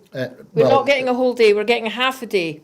We're sharing a day with science. Just to remind people, women are not the minority here. This is the majority of the population are women, and they can't even give us a day to discuss the impact of gender. We get half a day. It is a curious thing. It's not curious. It's a disappointing thing. When this statement was made on Tuesday, the First Minister said one of the great injustices of the climate crisis is that the people in countries who are worst affected are those who have contributed least to its causes. That includes women and girls, with girls more likely to be taken out of school and women less able to find alternative forms of work as a result of climate impacts. And we touched on that on Tuesday. I've been reading reports, and you mentioned leadership in Africa. I've been reading reports from Kenya, which was drawing a very close correlation between the impact that the climate crisis and climate change is having on Kenyan society, and particularly agriculture in Kenya, and finding that as a result, as crops fail and herds fail, that the male farmers are taking out their frustration and their disappointment on their wives, and there is now a growth in providing hostels and safe spaces for women in agriculture in Kenya as a result. We're finding farming families who are running out of money because their crops and herds have failed are selling their daughters and expecting dowries in order to address that financial challenge, and also the conflicts over resources where water is short or productive land is short. Again, those conflicts are leading to more, unsurprisingly, more violence, and women are being caught up in that. So I think there are lots of examples of women being at the very, very sharp end of climate change. So we have a statement here. We have only half a day, unfortunately. So what do you think we need to do to make sure that the solutions to the problems that we've been talking about are either driven by women or take the perspectives of women or take the experiences of women properly into account? Well, it seems to be a night where we preface everything by saying, you've got to face reality. And reality is, two realities I would like to mention. One is poverty breeds violence, whether that violence is of a domestic or local kind or a wider kind. But also there are many, many societies in the world where the sort of structure of that society is still such that women are very obviously second-class citizens. I mean, in the West, there is a degree of recognition of it not being the right thing, although it still happens. But there's still societies in the world that that just do think of women as lesser, and that's the way it is. And, domestic violence is endemic. Girl children are much less important than boy children, unless it gets to the point where a dowry can be had. So we have to recognise that first off. And the next thing we have to do is to say, right, if we're linking this to climate change and this statement saying that women are much more badly affected than men, as women are in every aspect of life when it gets hard, then again, we have to put things in place to hold those in power in these places to account and put the resources in place for the education that means that these things stop. Because it's always girls that get taken out of school first. It always is. It's always girls that are left to help bring up the other bairns, you know. So we really have to start getting serious about that stuff. But then you say, okay, that's fine. We can talk about that in African society. We can talk about that in some of the very poor Southeast Asian societies, etc. But then you look at the oil-rich states, some of the Arab states, and women are treated worse there than they are anywhere else, even though they're rich. So that turns that whole argument in its head. What do you do there? There's a huge problem. And, over the years, as a very privileged parliamentarian, I met lots of groups of women from these places that were telling me things were getting different and things were getting better. But they were always the daughters and wives of those that are already in power. Yes. It wasn't filtering down to those that really needed the help. And that happens far too often as well. So yeah, and I can imagine a state saying, well, really, the West are going to impose sanctions or what we're going to do in order to pay more attention to women in our own society. But hey, your record isn't that great. It's the biggest country in the world. The policeman of the world in the United States is taking women's rights away and body rights away with them on a daily basis, with banning rights to abortion. Women in states who miscarry are held up as for manslaughter in some states in America. So the West doesn't exactly have a fantastic reputation in treating women well, doesn't treat women equally. In the UN, I'm appalled that we're not getting a full day to discuss what are you going to cover in 3 hours? The oil and gas industry are a bit annoyed not being invited. Well, I'm a woman. I'm really pissed off about that. So who's leading it in this half day? Who's leading the half day? Not sure yet. We will. Given that this is important. The point is, I said it again.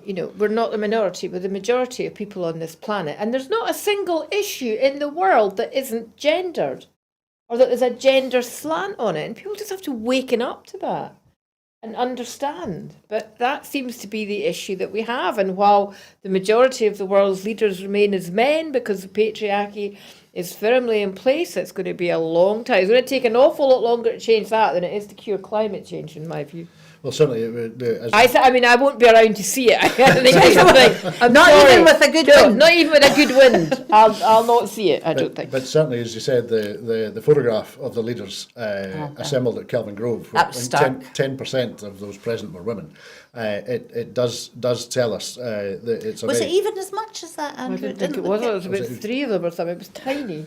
But it's an interesting, again, bringing it back to compare it with local politics. We know in the interview that the First Minister gave with British Vogue last week that she was talking about being the last woman standing. That when she became First Minister, the leader of the Conservatives in Scotland was a woman, and the leader of the Labour Party in Scotland was a woman, and they are now men in those roles.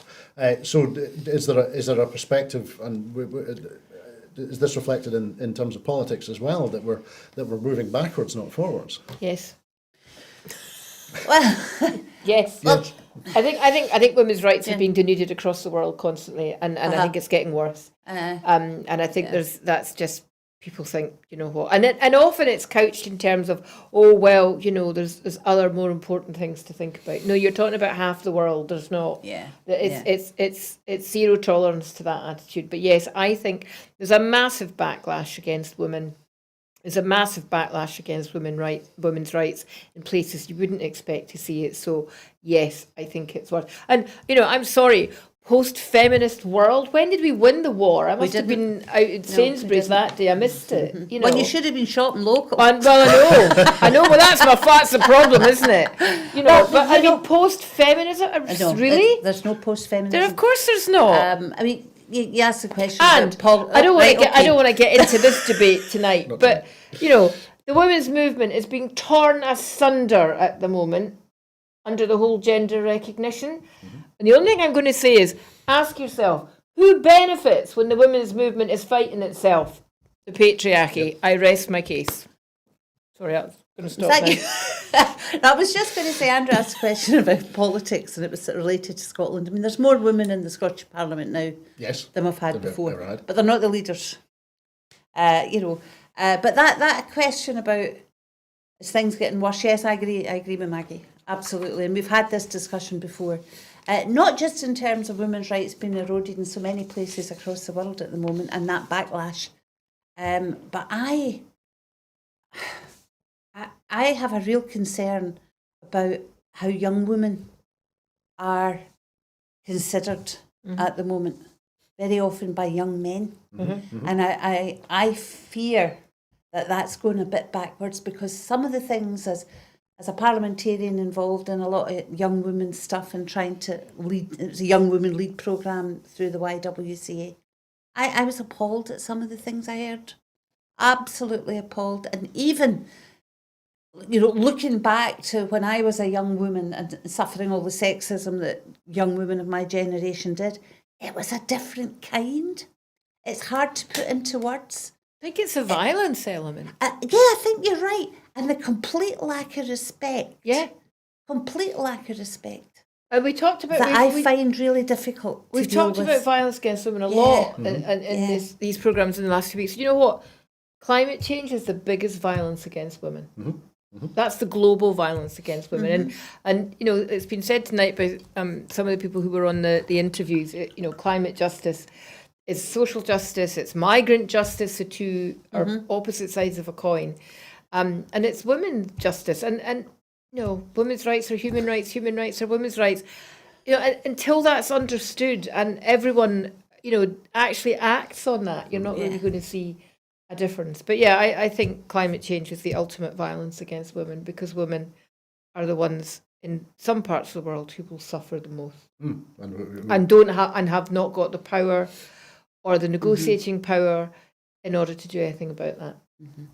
Absolutely right. Well, what we'll do, we'll have a look at another international story, and then we'll return to the issue of women's rights and the place of women, looking at the situation as it's developing in Afghanistan. But we'll do that after we have a conversation with regard to the events that are unfolding in Bosnia. And that's the United Nations Security Council on Wednesday unanimously extended its authorisation of an EU-led peacekeeping force in Bosnia-Herzegovina for another year, but removed any mention of the office of the International Peace Envoy in order to win support from Russia and China, who had objected. Russia and China do not recognise the Office of the High Representative. That office oversees the implementation of the 1995 peace accord in Bosnia. In July, Russia and China attempted to strip powers from the role and shut down the office, but they failed in that. In a report to the 15-member Security Council, Christian Schmidt, a former German minister who took up the role as High Representative in August, warned that Bosnia-Herzegovina was facing the greatest threat to its existence since the last war. Schmidt did not brief the Council on Wednesday on what diplomats described as another move to placate Russia and China and ensure their support for the resolution to renew the 600-strong EUFOR peacekeeping operation. Russia's UN ambassador Vasily Nebenzia accused Western colleagues of a dismissive attitude towards Bosnia-Herzegovina's sovereignty. There was a lack of desire to step outside of the image of a guardian of Bosnia and Herzegovina, which has a right to dictate to the Bosnians how they are to build their state and how they are to govern their country, he said.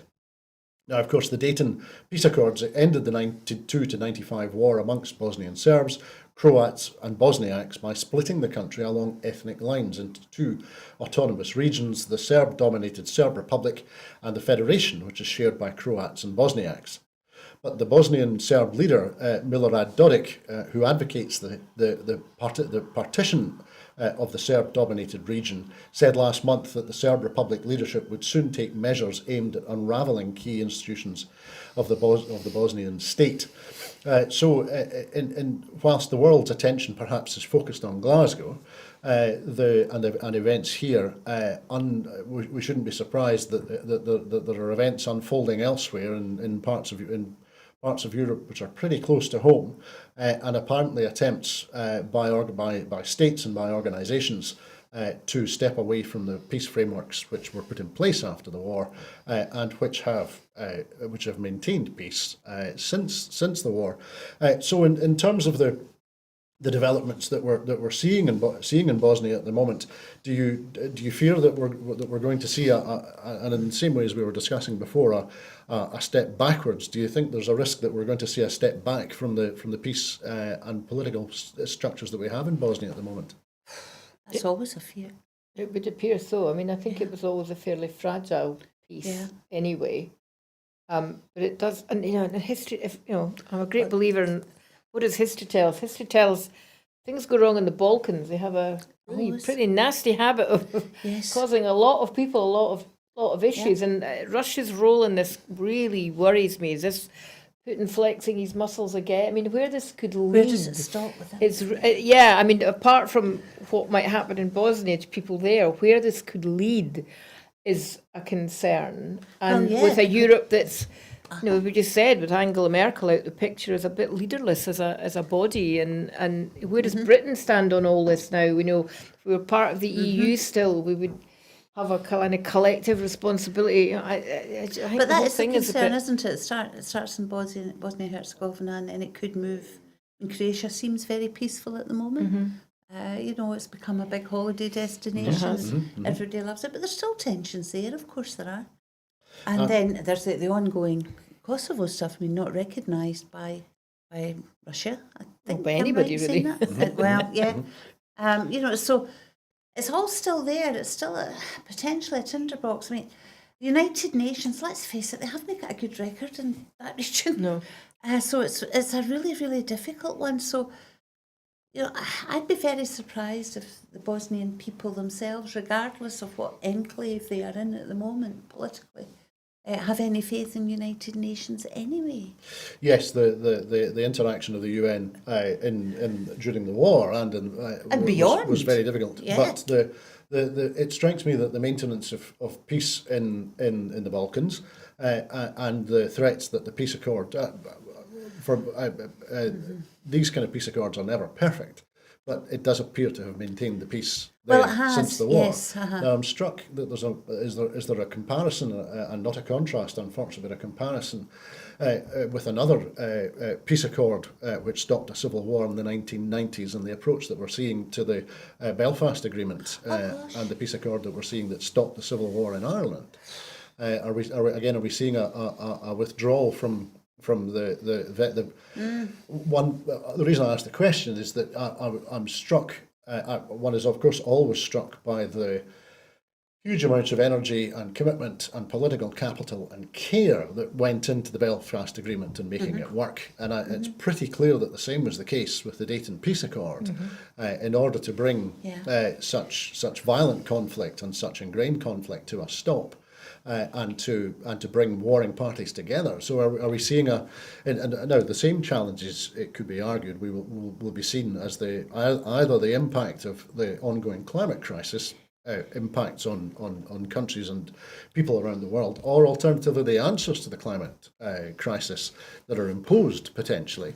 So are we seeing a step back from international participation and from recognising that the settlements are the way to move things forward? Do you know something, Andrew? Can I just say something here? It's far too easy for us in the UK, which is where we are. We talk about conflicts elsewhere, and I think I'm as guilty of it as anybody else at times. We talk about conflicts elsewhere in the world and we wring our hands and we go, oh my goodness, it's awful, how can that happen? It's not that long ago we had a civil war in this country, in the UK. And yes, that peace has been fragile as well.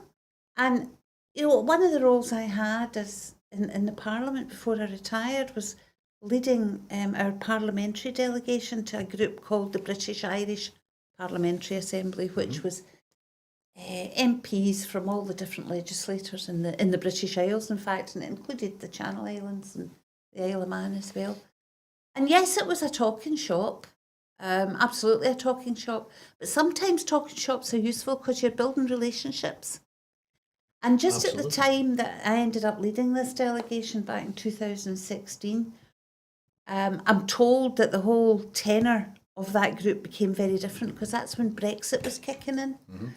And I thought, oh, just my luck, usually you all met up and had a nice time, and here there was these wild arguments going on about Brexit because you had the North of Ireland Unionists, Yes. the Ulster Unionists and DUP, who were totally with the UK government. You had real concern from Irish politicians about what was going to happen with the peace agreement.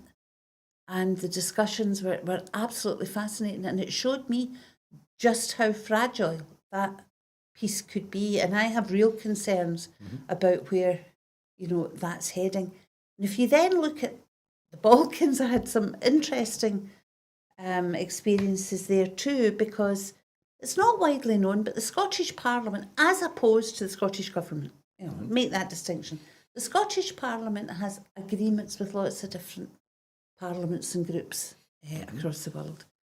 And a lot of it is about democracy building, because no matter how much we like to complain here in Scotland, we actually do, if you take aside that we don't get the UK governments we vote for and all of that, and that, many of us absolutely want independence. If you put that aside, our democratic structures are generally transparent and generally quite fair. So the Scottish Parliament has a lot it can give to others. And we did quite a lot of work with representatives of the Western Balkan states.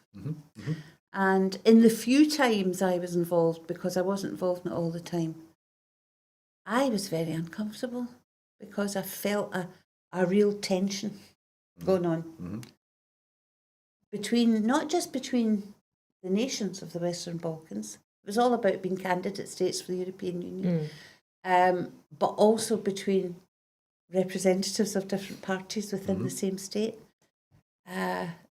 So it's a difficult one, and yes, I think you're right. It's only international institutions that can help with that kind of thing, and we can't stop doing it, and we can't stop talking, because I think it's possible that we could see a repeat of what happened before, because these people don't learn from history. No, and I think the problem is it's not a part of the world that a lot of people know a huge amount about, to be honest. As you see, a lot of people, Croatia, because they've been on their holidays, but, that's kind of it. And I think, I was quite surprised. I was in Croatia a few years ago, and I was driving from the north of Croatia to the south of Croatia, and I had to go through a bit of Bosnia. That's right, yeah. Because when they said, we need a green card, and I said, why? I'm not going anywhere. And they said, you'll be driving through Bosnia for about 15 miles. And I was like, what? That's just, and I thought, I like to think I know a little bit about Europe, obviously not. So a lot of people don't know very much about that part of the world. And if you don't know a lot about it, you're not really engaged with it. You're not, you don't know who are the good guys and who are the bad guys. So that's part of it. One of the things the UN was absolutely critical and crucial on before COP26 was, if we don't get this right, it's not just that the planet's going to fry, but it's what's going to happen as a result of that. And one of the things they said was non-negotiable is that it would be massive instability in certain states. And I think we all assumed that was probably Africa or the Middle East. When they talked about terrorism and wars, you think, Africa, the Middle East. But actually, it could be on our doorstep. Because when there's instability, when economies falter, and we've talked a lot about how economies could falter quite quickly, economies who are maybe not maybe as sophisticated or as varied as some other countries. When economies falter, what do? You look for someone to blame. And when your country has got divisions that are based on ethnicity, well, it's, we know what happens. We've seen it happen. I mean, that's the result of, that's what drives refugees. And I said earlier, climate justice is migrant and refugee justice as well. So I think there is I agree with Linda, I think there's a real possibility that this could escalate quite quickly. And we'd be in a position where we really don't know what to do about it. And I have no idea what European leaders are thinking about this. I don't know whether, I suspect they'll hide behind the UN peacekeeping forces. That's all they'll do. I don't see anybody kind of stepping in and saying, wait a minute, we need to get this sorted here. We've got to stop this. Because it is on the doorstep of Europe. And yeah, as I say, I'm interested to know what the UK's position will be, because we wouldn't be tied to any European position or approach. And I have really no idea what the UK government are thinking about this. There's been nothing, they haven't said very much. Probably Boris Johnson doesn't even know where Bosnia is, probably couldn't point to it on a map. But if it's got oil, it's fine. Yes. Or if it doesn't have oil, we're not interested. In his or case, a holiday home. Yeah, I was just going to say if it's Marbella or the Caribbean, is where it is. Yeah. But I think it's really concerning. In terms of drawing a nexus a little bit between the discussions we've been having earlier this evening, with regard to the climate crisis and the COP26 conference, and to draw a nexus with the discussion we've just been having with regard to Bosnia, the International Peace Envoy Christian Schmidt warned in his report to the UN Security Council on Wednesday that the prospects for further division and conflict are very real. Now, many people, it is said that many people in Bosnia, their memories of the last devastating war, still quite fresh, frankly, say that they will not fight in a new conflict and that they will migrate. They will leave. So we've spoken and they'll leave the country immediately. So we've spoken already this week of the and the UN has spoken of the prospect of mass migration as a result of climate change, as island nations cease to exist, and as agricultural nations cease to be able to feed their population, and yet we see here in the context of Bosnia a similar concern with regard to the emigration of people who are not prepared to participate, whose memories of a recent devastating war are very fresh. So we spoke, Linda, on Tuesday a little bit about the way in which migration has been and we spoke with Ika as well, the way in which migration has been a trigger in right-wing politics and is deployed. Do you think we're going to see, Maggie? Do you think we're going to see more of the use of the threat of migration, be it for climate or as a result of deteriorating political situations? Absolutely, and I mean the point is when there are deteriorating political situations like this and people move, they move to the country next door, because that's the easy thing. And unfortunately, all the countries in that part of the world do not have a particularly good record in dealing humanely, even though many of them are in the EU, with refugees. They just don't sort of they don't process people quickly enough. They don't really give them long-term leave to remain. They may give them a kind of halfway house. I mean, we're hearing about, literally fences being put up and whatever, and we know that they've got no chance of coming to the UK because we've built this completely negative attitude towards refugees, and Priti Patel's trying to change the way that refugees come to the UK. So that really is a concern. You'd like to think that, again, that like Germany might step up to the mark and help, but then that might not be the priority for the new leader. So I think there is a real concern that we will see more migration of people fleeing conflict and not necessarily getting a warm welcome really anywhere in Europe. And that's because we are becoming a bit Fortress Europe, actually.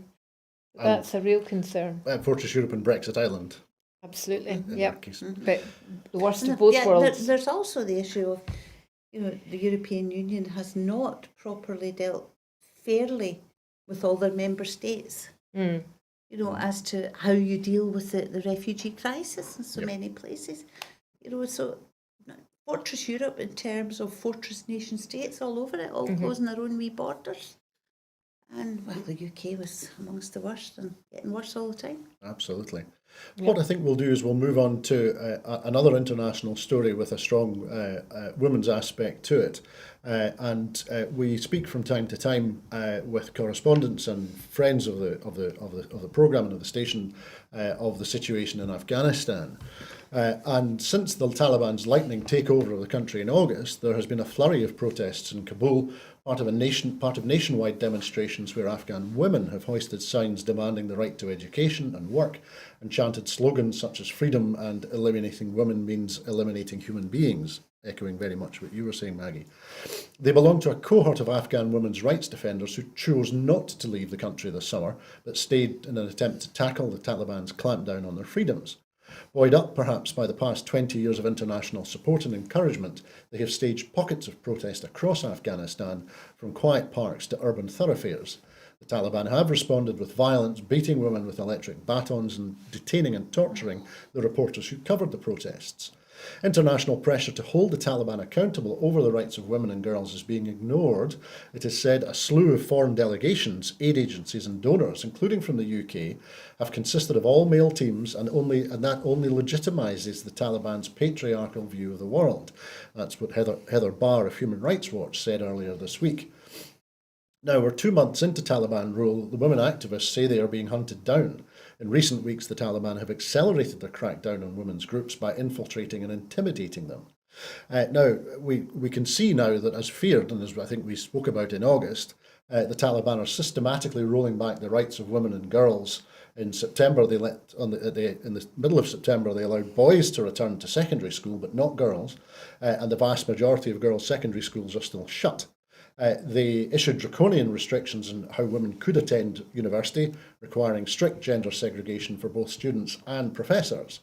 They've barred women from most employment, warning women to stay at home for their own safety, because Taliban fighters who'd not yet been trained might mistreat them.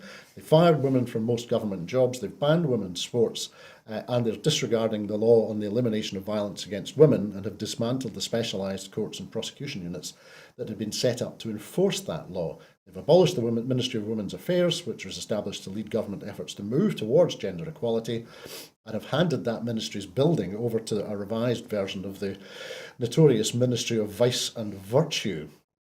So the situation in Afghanistan, it feels, it sounds a little as if it is developing as was feared. Do you think that's the case? Yes, you can hear "I told you so" echoing all the way Absolutely. from Kabul. And how brave are these women who are protesting? And we said that, you know, on the scramble to get people out. This is what's going to happen. Yeah.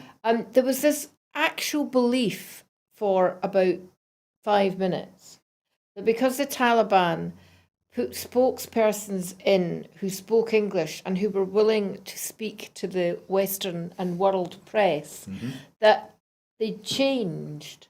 No, they were just playing the PR game. Yep. They've learned a few lessons. Nobody thought they'd changed.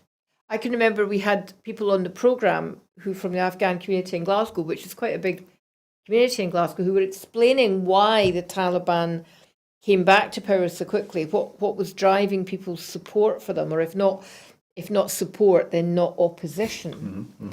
And there was a feeling there of real hope. And I remember thinking, well, it's not my place to say one way or the other, because I'm not an Afghani and I've not lived in the country. But it didn't feel to me that there was any real basis for that hope. That the first thing that was going to happen was that women were going to be, because it's easy, because they've no power. And that the last 20 years, I can't imagine what it must be like to be a young woman who has grown up in those 20 years, being able to see the kind of opportunities that were open to them. I mean, the number of women who'd gone into the judiciary was fantastic and huge. To see that removed overnight, you know, their mothers must be, it's like a nightmare twice over. But we all knew it was going to happen. Well, it's a very good point that you make. We saw, I think that it's pretty clear that that Afghanistan in the 1970s, and I'm thinking of Kabul, the University at Kabul, where it was it was very much seen as a university where there was no gender divide, and women students were a large part of the student body in the 1970s, and then that was taken away. A return, perhaps, to rights and an attempt to move gender rights forward in Afghanistan, again being set back. Again, are you hopeful that the determination and resilience that these women we've been talking about are showing, are demonstrating at the moment, and the resilience and determination of Afghans and Afghan women who have left the country as a result of the conflict? Are you hopeful that their resilience and their persistence and their energy will hold up, and that we will see a return to the sorts of advances that there were? No, I think that's hope over experience as well. No, yeah, not hope at all. And do you know what I I think is really the whole thing's heartbreaking. But you know, there was something that you read out, Andrew, about the women believing that the international community will listen and will help. Don't care. Experience has shown they don't. And I think that's what's sinking in now, is that nobody cares. The voices of these women are literally voices in the wilderness, and no one cares. And the one thing it's not mentioned in the list of horrors that's happening is the amount of forced marriages again. To Taliban fighters. Yes. I mean, it's just like ISIS all over again. Yeah. And that's horrific. And young girls being forced into marriage. I mean, we knew the minute the burqa made an appearance on the streets, it was game over. I mean, literally. I mean, removing women physically like that is appalling. I can remember, I work with refugees. That's what I do in my day job. And I remember years ago a women's empowerment course that we had running. And I don't think the woman was from, she wasn't Afghani. She was from the Middle East somewhere. And she brought a traditional robe that she would wear, and it wasn't a burqa, but it was pretty covered, and my colleague put it on, and I had to say to her, you have to take that off. What literally watching this woman disappear in front of my eyes I found it physically alarming, because it's such a visual symbol of the removing of women from public life, and they are. I mean, they're being removed off the streets, maintained in their homes, and it's every woman's nightmare. And I know we said women's rights are being denuded across the world. We're not at that stage yet, but it's a thin end of the wedge, and the fact that the international community doesn't really seem to care. I'm not seeing this denounced by anybody. Am I hearing anybody standing up in our parliament and saying this is outrageous? No. But we're talking about negotiating with the Taliban. And negotiating for aid budgets, but where in those negotiations is the thing that says you don't get a penny unless you do something for women's rights? It's not there. It never is there. It's what we were saying before. It's never there. Absolutely. Thank you both. As you say, Linda, Afghanistan doesn't feature very much on the news, so which is partially why we return to the subject, and will continue to do so as news continues to come from Kabul and from Afghanistan. What we'll do finally is that we will return to Glasgow and return to matters COP26, and think a little bit about engagement and activism and people and the participation of the people, if I can put it that way, in COP26. And this sounds slightly, I'm taking this from a practical perspective, because ScotRail have warned that services in Glasgow will be extremely busy over the weekend, and have urged passengers to plan ahead. The train operator said that with a weekend of climate change protests on top of the normal events in Glasgow anyway, they anticipate at least upwards of 60,000 people are expected to take part in demonstrations on Friday and Saturday. Friday will see the Youth and Public Empowerment Day, while Saturday will be a global day of action for climate justice. Both events leave from Kelvingrove Park.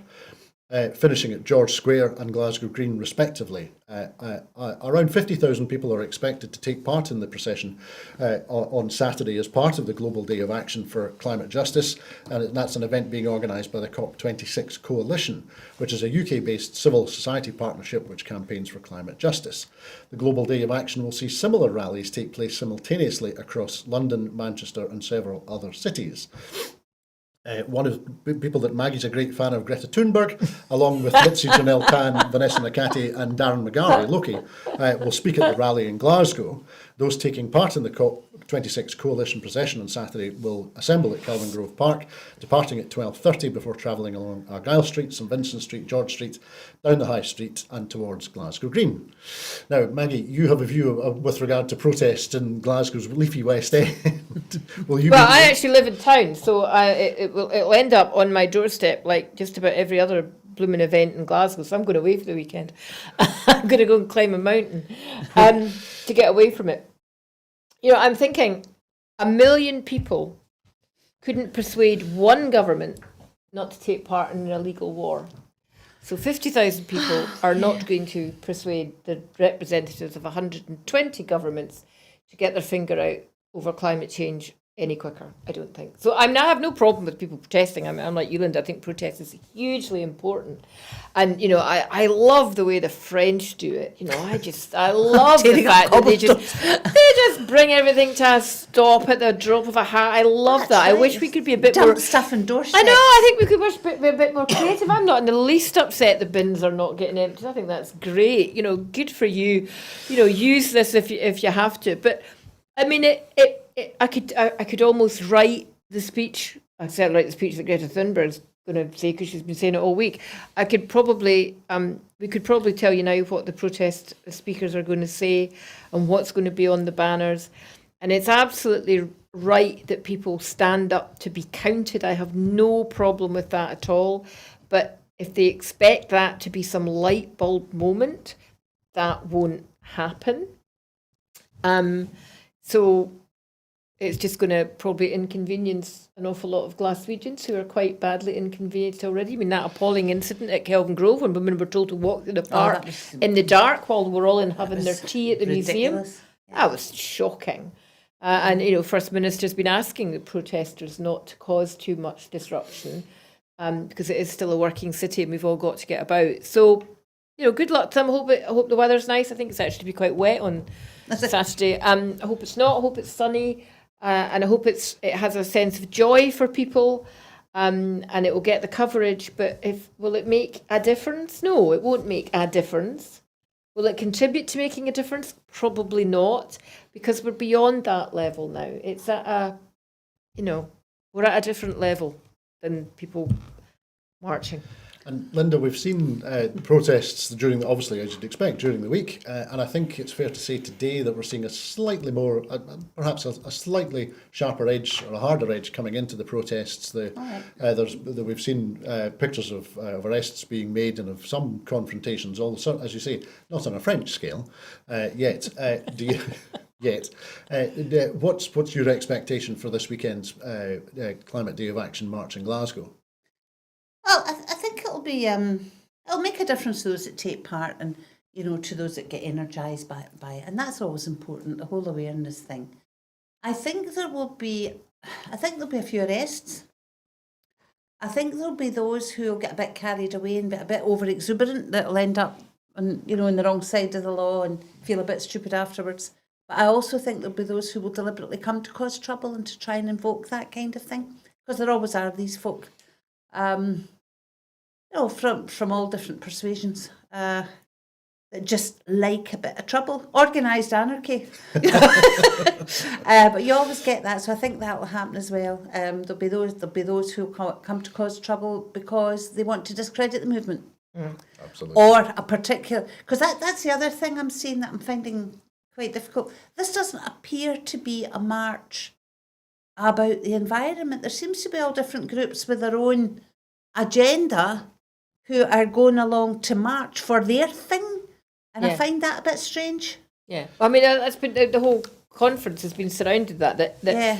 every, I mean, there's the UN's world to-do list, which you can read if you walk along the Clyde. It's on giant Oh, really? post-it notes, Right. and it's and I mean, all of these things are absolutely essential, and Yeah. you know, gender justice is right up there, but it does feel that everything else is kind of lumped Getting thrown in, yeah. in with this, and so yeah. I mean, I have to say, I'm not a marcher, so I don't march for anything really.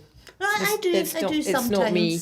I do I can sometimes. see myself peopling a barricade, possibly. Yeah. You know, But, I'm no, not a there's marcher. some things but good, I I hope march it goes for. well, and I hope there I isn't haven't trouble. made up my mind about Saturday. Well, Do you know, I've I'm got sorry, I won't be in. You won't be able to come up for a cup of tea, Linda. I'll not be in. so I'm sorry. lazy. You know, I must be the getting old and the being retired. That's a I've got my bus pass and everything too. I could get the bus in. I'm just like, oh, it's an awful long way and it'll be an awful hassle. I'm getting really terrible. I should G myself up. I'll G myself up. Well, we'll see what happens on the weekend, and I'm sure we'll be discussing it again next week during the week. I thank you both for this evening's conversation and discussions. It's been enlightening, informative, and helpful, and entertaining in all ways. So thank you both very much for that.